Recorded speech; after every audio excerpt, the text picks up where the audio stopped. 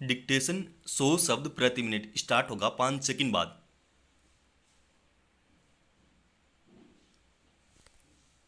Start. जब भी दो देशों के बीच सीमा पर तनाव बना रहता है तो स्वाभाविक रूप से उनका आर्थिक विकास प्रभावित होता है। इसलिए दुनिया भर में प्रयास किए जाते हैं कि पड़ोसी देशों के साथ तनाव का रिश्ता न रहे, मगर अक्सर वर्चस्ववादी नीतियों के चलते कुछ देशों में परस्पर टकराव बना रहता है। भारत और चीन के बीच भी लंबे समय से रिश्ते इसीलिए मधुर नहीं हो पाते कि चीन वास्तविक नियंत्रण रेखा यानी एलएसी की मर्यादा का पालना नहीं करता। वह अपनी विस्तारवादी नीति पर कायम है। 15 जून 2020 को चीनी सैनिकों ने गलवान घाटी के भारतीय क्षेत्र में अतिक्रमण किया था। दोनों देशों के सैनिकों के बीच टकराव हुआ। उसके बाद चीन ने भारत के हिस्से वाले 6 क्षेत्रों में अतिक्रमण कर लिया था। तब से लगातार वास्तविक नियंत्रण रेखा पर संघर्ष की स्थिति बनी हुई थी। अच्छी बात है कि दोनों देशों के बीच अब अपने सैनिकों को वापस बुलाने और एलएसी पर 2020 से पहले की स्थिति बहाल करने पर सहमति बन गई है। सोमवार को भारत ने इसकी सूचना जारी की थी। अब चीन ने भी इसकी पुष्टि कर दी है। चीन ने कहा है कि वह भारत के साथ मिलकर सीमा संबंधी विवाद का हल निकालने का प्रयास करेगा। यह अच्छी बात है कि गलवान में हुए सैन्य संघर्ष के बाद भी चीन बिना किसी हील हुज्जत के हमेशा बातचीत की मेज पर बैठता रहा। तब से सैन्य अधिकारी स्तर की 20 से अधिक बैठकें हो चुकी हैं। इसके अलावा विदेश मंत्रियों के स्तर पर भी बातचीत के कई दौर हो चुके हैं। इन्हीं बैठकों और बातचीत का नतीजा है कि चीन ने भारत के 6 में से 4 क्षेत्रों देपसांग, गलवान, हॉट स्प्रिंग और पेंगोंग से अपनी सेना हटा ली थी, मगर अभी भी दौलत बेग, ओल्डी और डेमचोक में उसका कब्जा बना हुआ था। भारतीय सैनिकों उन क्षेत्रों में गश्त करने नहीं जा सकते थे। ताजा समझौते के अनुसार उन दोनों क्षेत्रों को भी खोल दिया गया है। अब भारतीय सेना अपने तय क्षेत्रों में गश्त कर सकेगी। भारत ने इसे चीन का सकारात्मक रुख बताया है। दोनों देशों के बीच विश्वास बहाली के लिए उनकी सेनाओं का परस्पर मेलजोल बढ़ाना जरूरी है। इस तरह अगर भरोसा बढ़ेगा तो निश्चय ही सीमा विवाद को सुलझाने की दिशा में भी सकारात्मक कदम उठाना आसान होगा।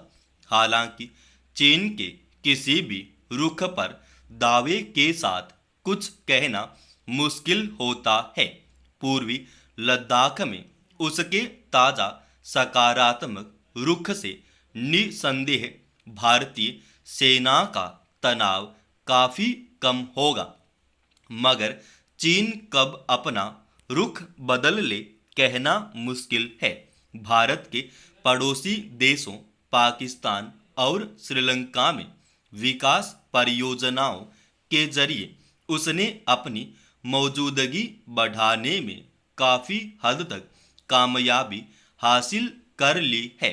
समय समय पर वह भारतीय हिस्से वाली जगहों को अपना बताकर उनका नाम बदलता और उन्हें अपने नक्शे में दिखाता रहा है।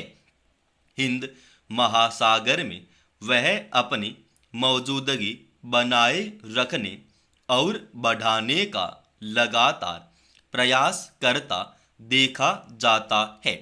इसलिए उचित ही भारत कोई बड़ा दावा करने से बच रहा है, मगर यह भारत की बड़ी कामयाबी कही जाएगी कि उसने बहुत सावधानी और संयम के साथ चीन को अतिक्रमण वाली जगहों से वापस लौटने को राजी कर लिया।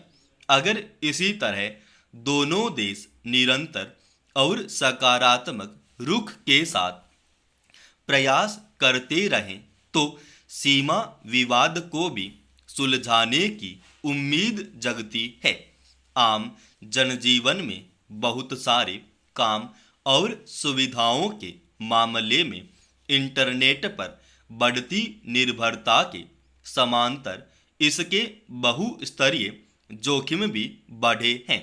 अब इंटरनेट के जरिए किसी सुविधा का उपयोग करने वाला आम उपभोक्ता कब किस ठगी या गंभीर अपराध का शिकार हो जाए कहा नहीं जा सकता।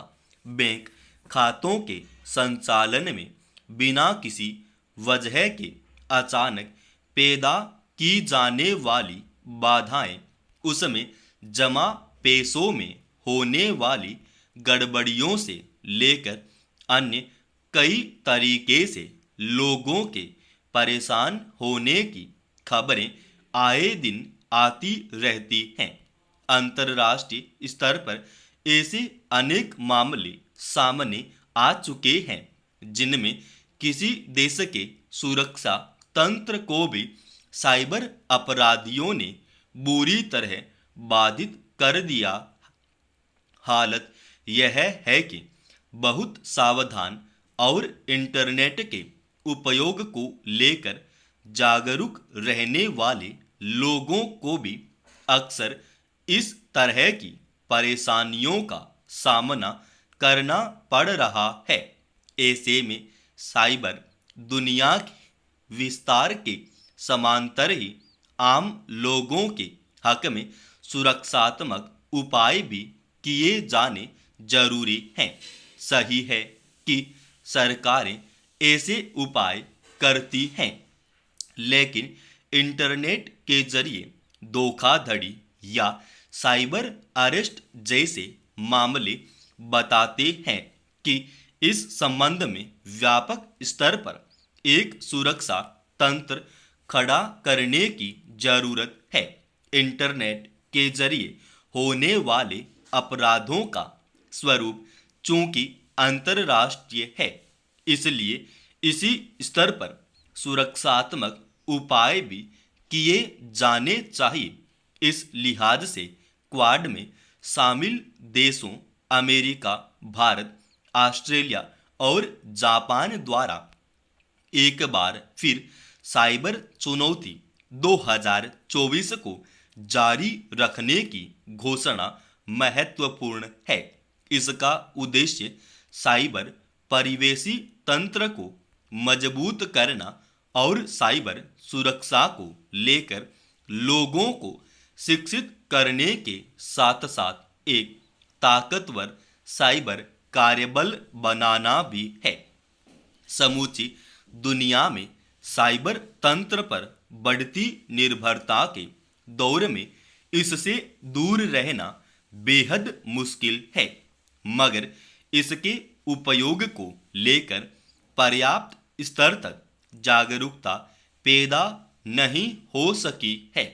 इसलिए क्वाड देशों ने अगर साइबर सुरक्षा के प्रति अपना सरोकार जाहिर किया है तो यह अच्छा है। जरूरत है कि साइबर दुनिया में समाप्त। दोस्तों, रोजाना ऐसी एडवांस डिक्टेशन के लिए इस चैनल को आप अभी सब्सक्राइब कीजिए।